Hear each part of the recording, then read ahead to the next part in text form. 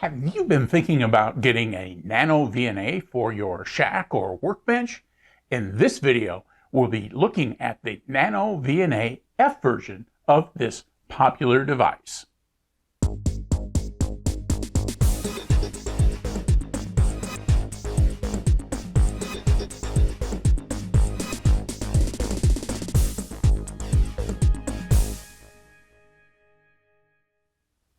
Hi, and welcome to the Gadget Talk channel, where we do reviews and how-tos on a variety of cool electronic gadgets that catch my eye. In this video, we'll be looking at the very popular NanoVNA Vector Network Analyzer. If you find this video helpful, please be sure to like, comment, share, and subscribe to the Gadget Talk channel. As I get started, you need to know that the seller offered this product in exchange for an honest review.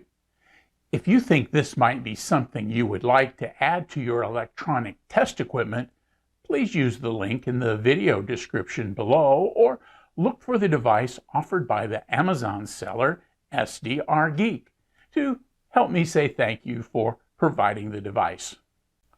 This will be a basic overview video where we look at what comes in the kit, tour some of the menus, and do a couple of basic tasks typical to a ham or GMRS radio operator.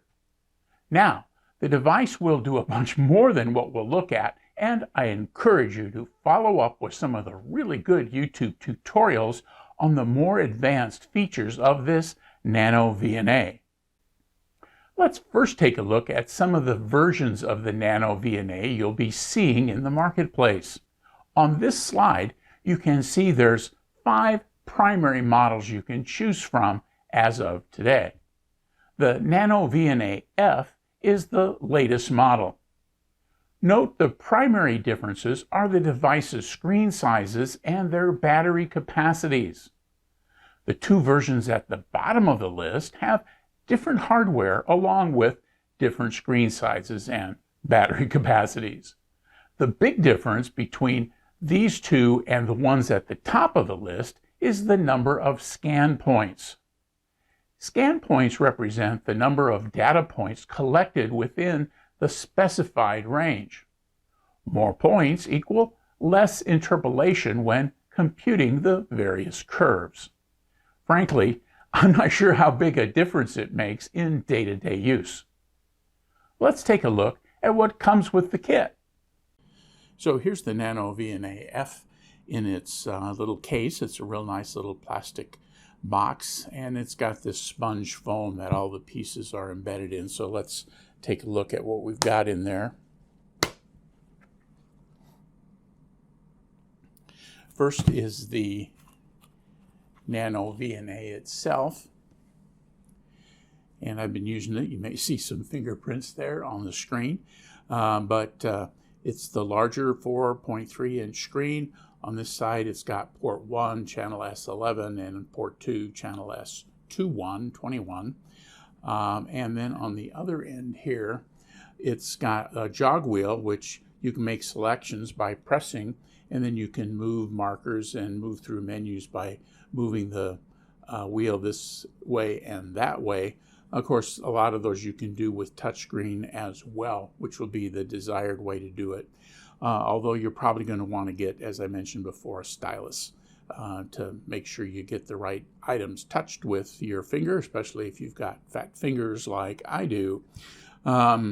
We've got a 5-volt USB output. This is a fairly large battery in this, and so you could charge something else.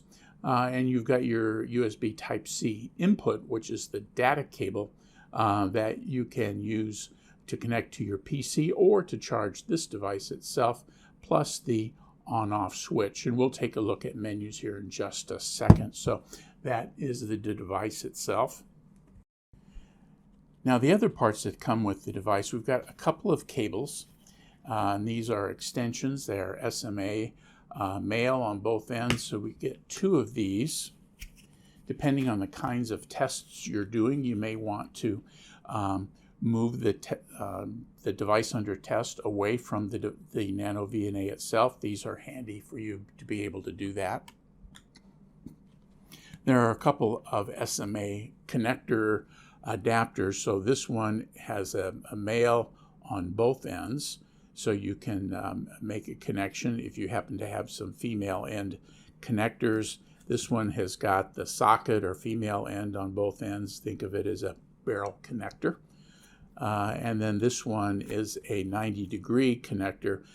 If you've got the thing set up in a way that you want to make a change, you don't want to put a lot of stress on the cable itself. So it's got a female end and a male end. So that set of connectors will allow you to connect just about any SMA, and then other connectors with adapters from SMA to other things can, of course, be used. And so you'll be able to access via either the plug or the socket end. Over here are our 3 calibration elements. Here is a 50 ohm calibration end, which is one of the required elements. Here is the short circuit one. It's the one with the peg or the male end in the middle of it. And then here is the open circuit. And the open circuit has no peg in it. And a lot of the people who use these things say that you can just omit the open circuit if you've got it.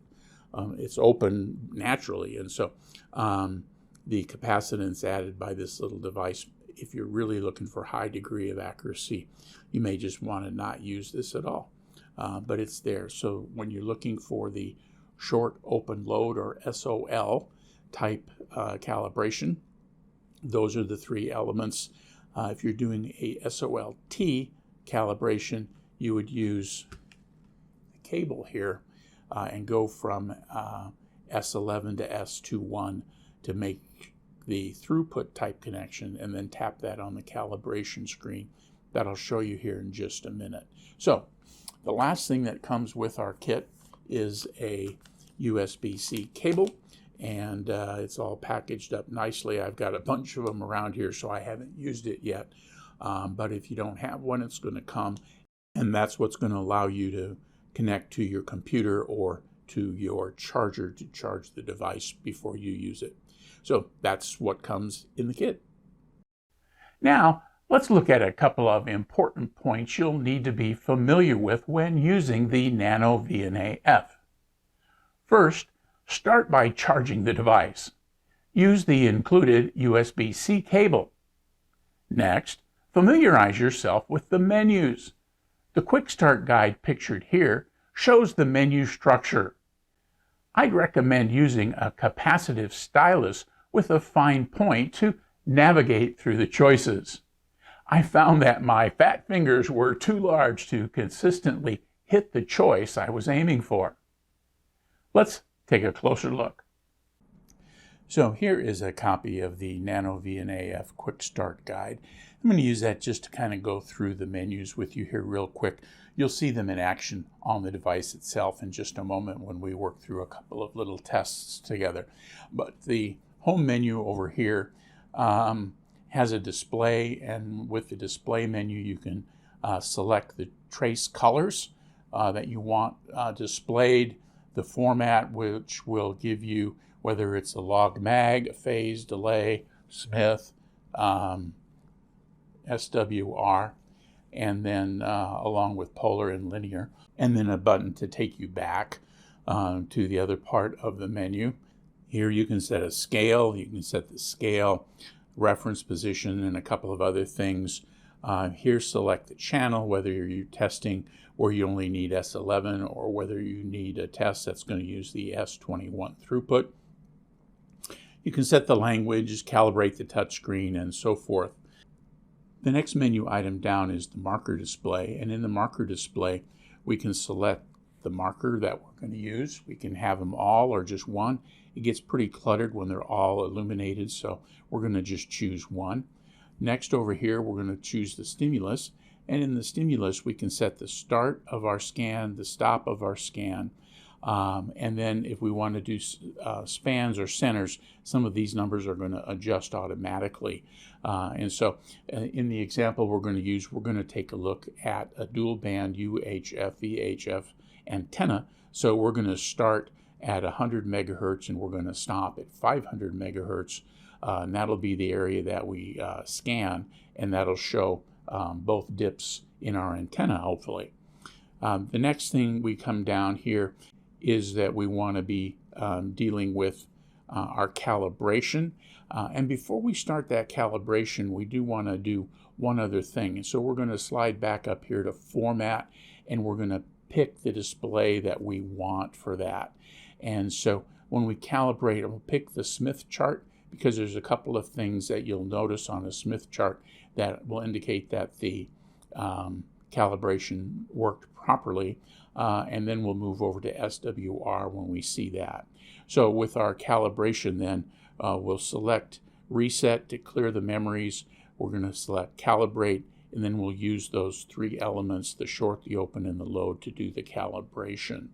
And then at that point, we'll go back, we'll set up our SWR, we'll go up and set our scale, and we'll show what the SWR is on the antenna that we're going to put under test. The next thing you'll need to be mindful of is calibration. The primary settings are in the calibration memory number 0. There are other calibration memories you can save your results to. You need to be mindful of what's called the calibration plane. For example, if your device under test, or DUT, is connected directly to the VNA, you'd calibrate at the SMA connectors at the device. If you plan to connect your device under test to the leads that come with the kit, calibrate at the end of the lead. You can store the two calibrations in the calibration memory so you don't have to recalibrate each time. Here's what that looks like.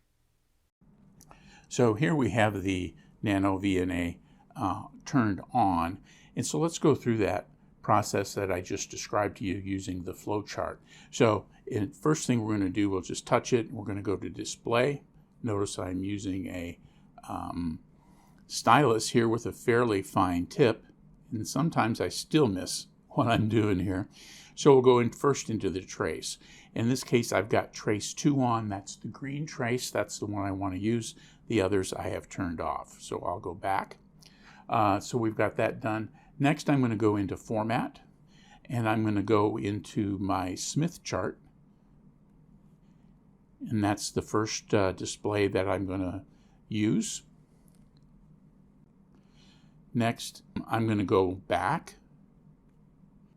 I'm going to go back again, and I'm going to go into Marker, and I'm going to select my marker, and I'm going to use marker number 1.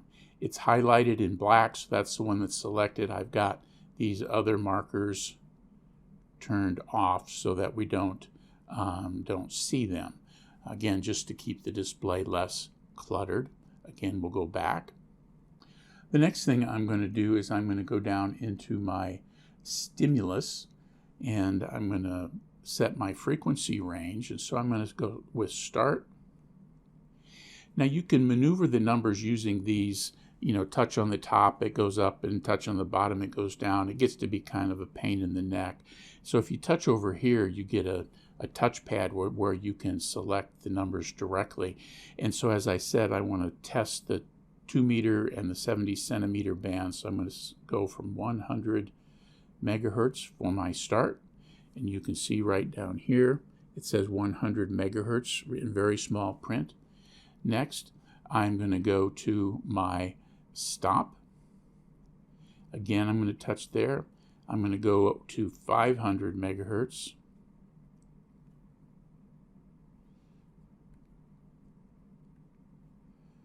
And again, now I have 500 megahertz as my stop. So I've defined my range in my stimulus.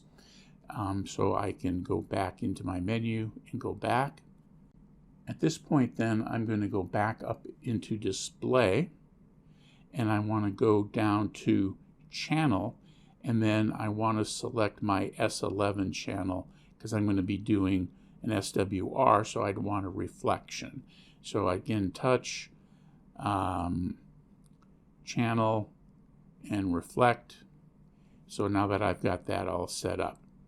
Now, at this point, then I can again go back. I can go to calibrate, and then go to calibrate again, and then I'm going to run through the open short load, and then I'm not going to do isolation or through, because I'm not going to be doing a test that requires variables in that area. So we'll start with the open. In this case, I'll use the open element from the calibration kit. I'm going to need to use the barrel connector with the socket end. So now I've got this on, and I'm going to press open.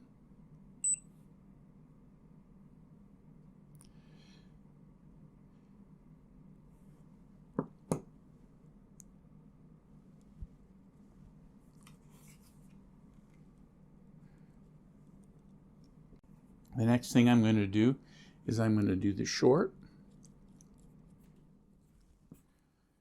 I've got that on. I'm going to press short.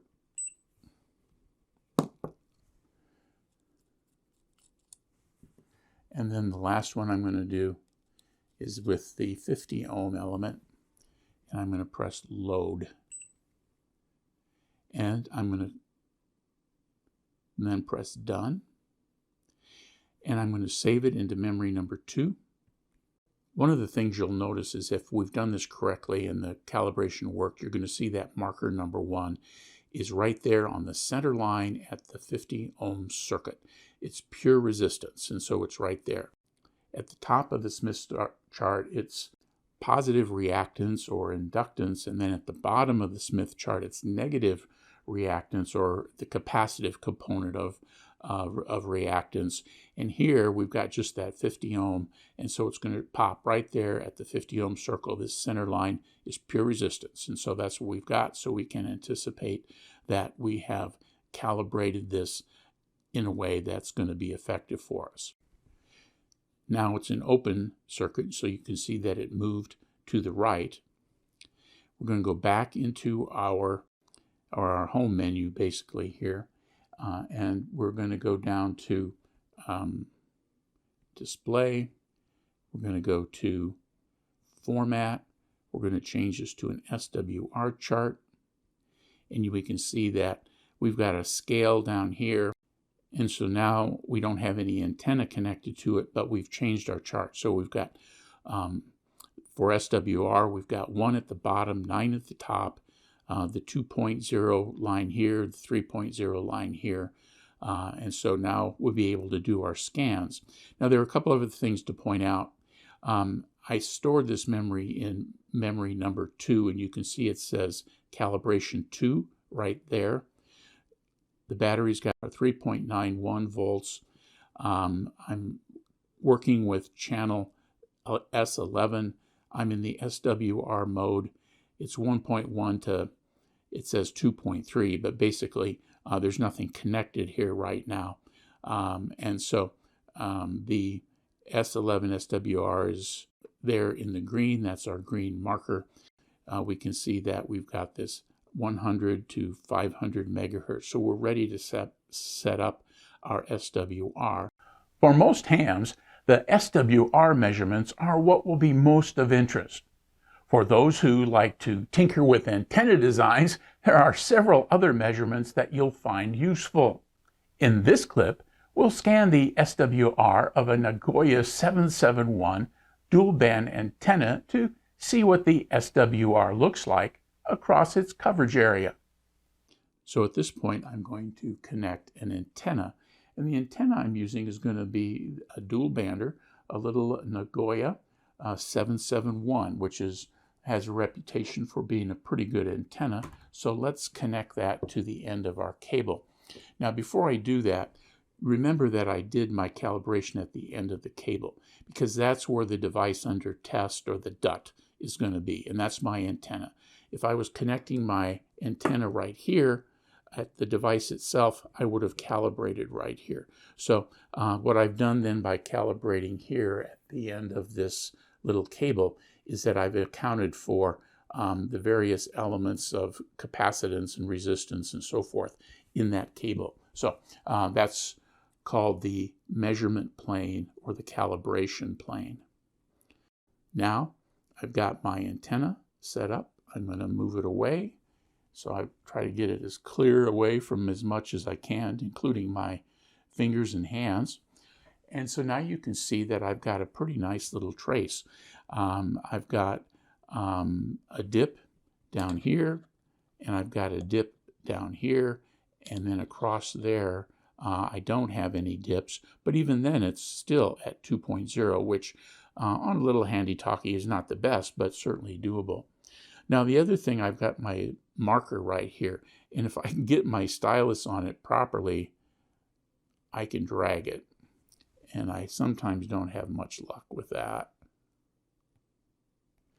And so rather than fight with that too much, I'm going to use the jog wheel, and so I can move it by pressing it down, and it's continuing to scan, and so I get my best SWR here, and you can see it up here at 1.36 megahertz, which is outside the 2-meter band. And so let's move that.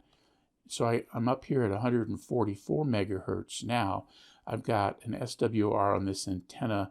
It varies a little bit, but at about 1.4 to 1. And so that gives me my SWR at this end of the range. Now let's go up to that 440 range and see how I'm doing there.